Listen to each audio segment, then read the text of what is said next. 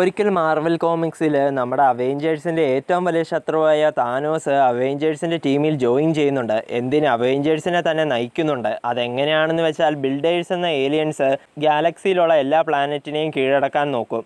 അതുകൊണ്ട് തന്നെ നമ്മുടെ അവെഞ്ചേഴ്സും പിന്നെ വേറെ പ്ലാനറ്റുകളിലുള്ള ഹീറോസും എല്ലാം ഒന്നിച്ച് ബിൽഡേഴ്സിനോട് ഫൈറ്റ് ചെയ്യും.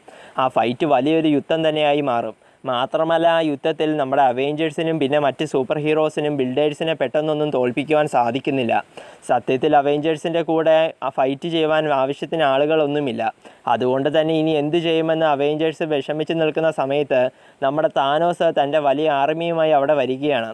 എന്നിട്ട് നമ്മുടെ ക്യാപ്റ്റൻ അമേരിക്കയോടും ബാക്കിയുള്ളവരോടും ഈ ബിൽഡേഴ്സ് എന്ന ഏലിയൻസ് തൻ്റെയും കൂടി ശത്രുക്കളാണെന്നും തനിക്ക് അവരെ ഇഷ്ടമില്ല എന്നും അതുകൊണ്ട് അവരെ നശിപ്പിക്കുവാൻ താനും തൻ്റെ സൈന്യവും നിങ്ങളെ സഹായിക്കാമെന്നും താനോസ് പറഞ്ഞതും വേറെ വഴിയൊന്നുമില്ലാത്തതുകൊണ്ട് നമ്മുടെ ക്യാപ്റ്റൻ അമേരിക്ക താനോസിനെ കൂടെ കൂട്ടുകയാണ്.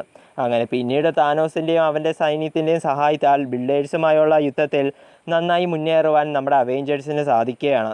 പക്ഷേ ആ യുദ്ധത്തിൻ്റെ ഇടയിൽ നമ്മുടെ ക്യാപ്റ്റൻ അമേരിക്കയാണെങ്കിൽ താനോസ് ശരിക്കും എന്തിനാണ് തന്നെയും ബാക്കിയുള്ളവരെയും സഹായിക്കുവാൻ നോക്കുന്നതിൻ്റെ ശരിയായ ലക്ഷ്യം ക്യാപ്റ്റൻ അമേരിക്ക കണ്ടെത്തുകയാണ്. അതെന്താണെന്ന് വെച്ചാൽ ഈ താനോസിൻ്റെ മകനായ തെന്ന് ഈ ബിൽഡേഴ്സിൻ്റെ കൂടെയാണ് ഇപ്പോൾ ഉള്ളത്. തൻ്റെ മകനെ കാണുവാനാണ് താനോസ് അവെഞ്ചേഴ്സിൻ്റെ സഹായത്തോടെ ബിൽഡേഴ്സിനെ അറ്റാക്ക് ചെയ്യുവാൻ തീരുമാനിച്ചത്.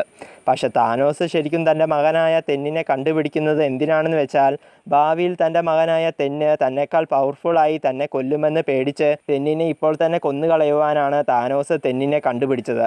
ബിൽഡേഴ്സിൻ്റെ അടുത്താണ് തെന്നുള്ളതെന്ന് കണ്ടുപിടിച്ച താനോസ് തൻ്റെ ആർമിയെ ഉപയോഗിച്ച് ഒറ്റയ്ക്ക് ബിൽഡേഴ്സിനെ തോൽപ്പിക്കാൻ സാധിക്കില്ല എന്ന് അറിയാവുന്നത് കൊണ്ടാണ് താനോസ് അവെഞ്ചേഴ്സിൻ്റെ കൂടെ നേരത്തെ ചേർന്നത്.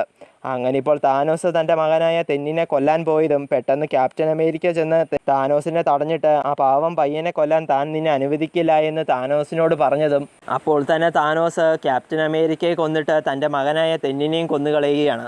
എന്നിട്ട് ക്യാപ്റ്റൻ അമേരിക്കയുടെ ഷീൽഡും എടുത്തുകൊണ്ട് മറ്റുള്ളവരുടെ അടുത്തേക്ക് ചെന്ന് ബിൽഡേഴ്സ് ക്യാപ്റ്റൻ അമേരിക്കയെ കൊന്നുകളഞ്ഞുവെന്നും ക്യാപ്റ്റന് വേണ്ടി നമ്മൾ ഈ ബിൽഡേഴ്സിനെ മുഴുവൻ ഇല്ലാതെയാക്കണമെന്നും പറഞ്ഞ് ക്യാപ്റ്റൻ അമേരിക്കയുടെ സ്ഥാനത്ത് നിന്ന് താനോസ് അവെഞ്ചേഴ്സിനെയും മറ്റും മുന്നോട്ട് നയിച്ച് ബിൽഡേഴ്സിനെ മുഴുവൻ ഇല്ലാതെയാക്കുകയാണ്. മാത്രമല്ല, ഈ യുദ്ധത്തിൻ്റെയൊക്കെ അവസാനം ഇവരുടെ ഈ യൂണിവേഴ്സും പിന്നെ വേറൊരു എർത്തും തമ്മിൽ ഒരു കൂട്ടിയിടി ഉണ്ടാകാൻ പോകുന്നുവെന്ന കാര്യം അവെഞ്ചേഴ്സ് കണ്ടെത്തിയിട്ട് ഇനി എന്ത് ചെയ്യുമെന്ന് ആലോചിച്ച് നിൽക്കുന്ന സമയത്ത് നമ്മുടെ താനോസ് ക്യാപ്റ്റൻ അമേരിക്കയുടെ സ്ഥാനത്ത് ഇരുന്ന് നമുക്കെന്നാൽ മറ്റേ ഭൂമിയെ തന്നെ നശിപ്പിച്ച് കളഞ്ഞേക്കാമെന്നും അതിന് താൻ നിങ്ങളെ സഹായിക്കാമെന്നും കാരണം താനാണ് ഇനി മുതൽ പുതിയ ക്യാപ്റ്റൻ അമേരിക്ക എന്നും ബാക്കിയുള്ളവരോട് പറയുകയാണ്. അങ്ങനെ ഈ കഥ ഇവിടെ അവസാനിക്കുന്നു.